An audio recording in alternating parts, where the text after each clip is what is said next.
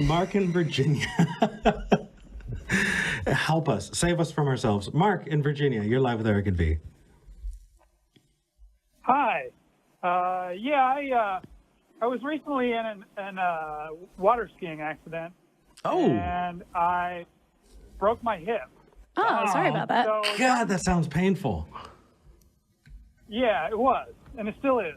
Yeah. And it got me thinking about how Jesus sort of made this guy walk in 2 seconds, He said, get up, take up your bedroll and walk.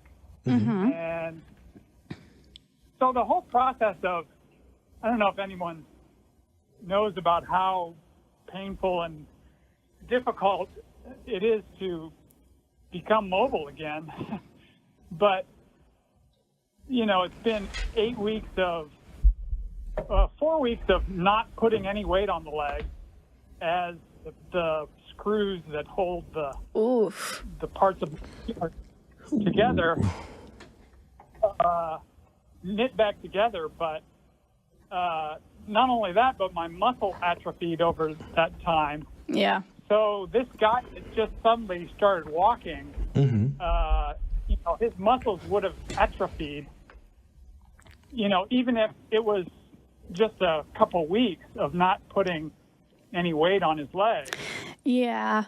One of my coworkers got into a rollerblading accident and was off of her foot for 6 weeks using one of those roller walker thingies and then a crutch. And yeah, it took her a long time to actually just be able to stand on it or put any weight at all. I think that's honestly the direction I would take this is sometimes we forget because it is so ingrained in our culture.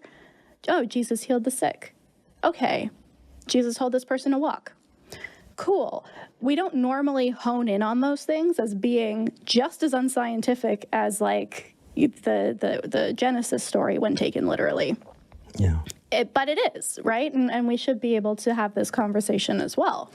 But we actually do have a basis to go off of.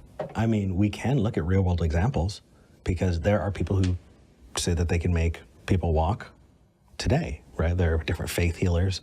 And number one, when you see those videos of faith healers taking somebody's walker away and making them walk down the aisle, or whatever the case is, when you're excited, when you're built up in the moment, there are amazing things people can do, but you follow up later and they're like, oh no, that really hurt. And also, but a lot of people take personal responsibility as if them not being healed is somehow their own fault. Yeah. And so there's that whole bit that we know about. And then there's the actual snake oil salesman, right? We definitely have seen magic shows where there's a plant in the audience, as somebody who's scheduled, set up to be there to, make the trick work. And we have evidence of that. What we don't have evidence of is that kind of miracle healing. So yeah, it's a good catch. But anything else before we wanted to scoot on? Yeah, just feel better, man. Sorry about that. That sucks. Yeah, the physical therapy. I mean, I have to, practice walking again all over it, and it's just not that easy.